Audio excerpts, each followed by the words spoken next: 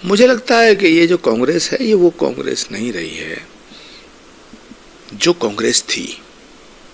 आज जो हम कांग्रेस को देख रहे हैं ये कांग्रेस का विकृत स्वरूप है, बिगड़ा हुआ स्वरूप है।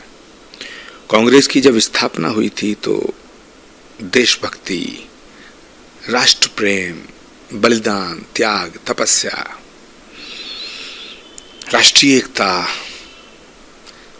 रघुपति राघव राजा राम, पतित पावन सीताराम, वंदे मातरम, भारत माता की जय, ये सब कांग्रेस की पहचान थे।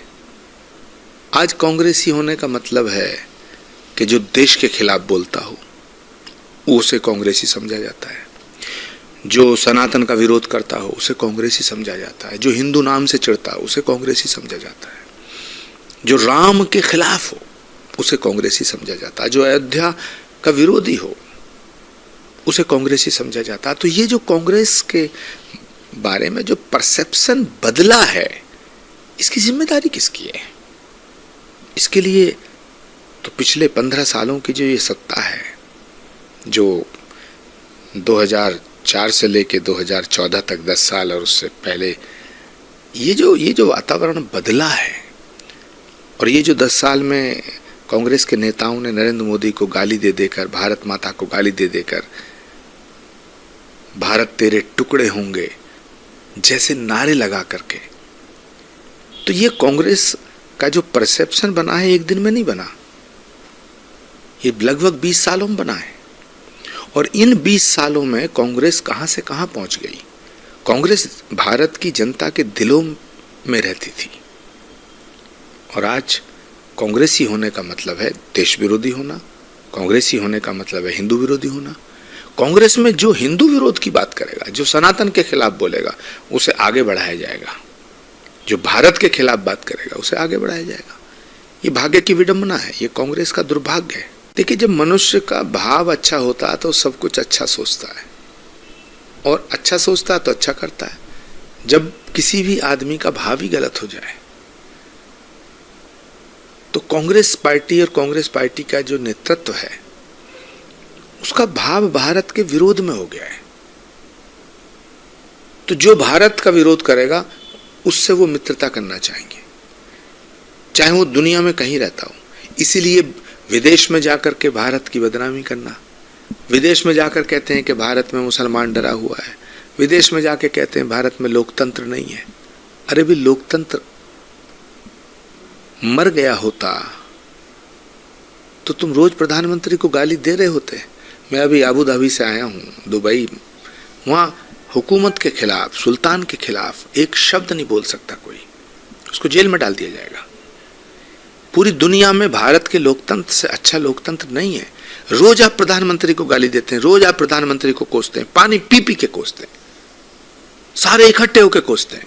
इनका 1 पॉइंट एजेंडा है कि नरेंद्र मोदी को गाली दो। तो नरेंद्र मोदी कौन है?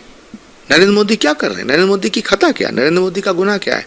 नरेंद्र मोदी का गुनाह यह है कि वो सनातन की बात करते हैं। नरेंद्र मोदी का यह गुनाह है कि उन्होंने अयोध्या में 500 साल के संघर्ष को,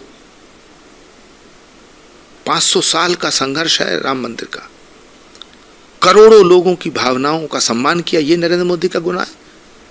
क्या नरेंद्र मोदी का गुनाह यह है कि गल्फ कंट्री में मंदिर बनवा दिया? क्या नरेंद्र मोदी का यह गुनाह है कि वो 140 करोड़ लोगों को न्याय देने की बात करते हैं? क्या नरेंद्र मोदी का यह गुनाह है कि 80 करोड़ लोगों को फ्री भोजन दे रहे हैं? क्या नरेंद्र मोदी का यह गुनाह है कि उन्होंने कोविड में 150 करोड़ लोगों को वैक्सीन लगवा दी? वृंदावन में मंदिर बनना, अयोध्या में मंदिर बनना, काशी में मंदिर बनना, पुरी में मंदिर बनना, हरिद्वार में मंदिर बनना, ये बहुत आसान है। लेकिन अबू धाबी में जहां 1000 वर्ष पहले चुन चुनकर मंदिरों को तोड़ा गया था, वहां मंदिर का निर्माण कराना ये बहुत ही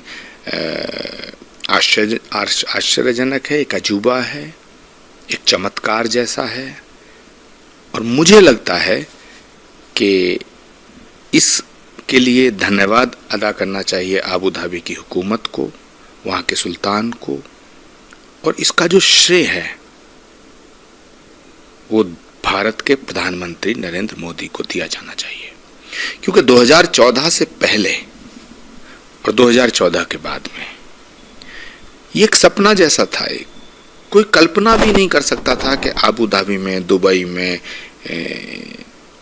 यूएई में, गल्फ में मंदिर का निर्माण हो सकता है, वो भी इतना भव्य मंदिर, इतना दिव्य मंदिर।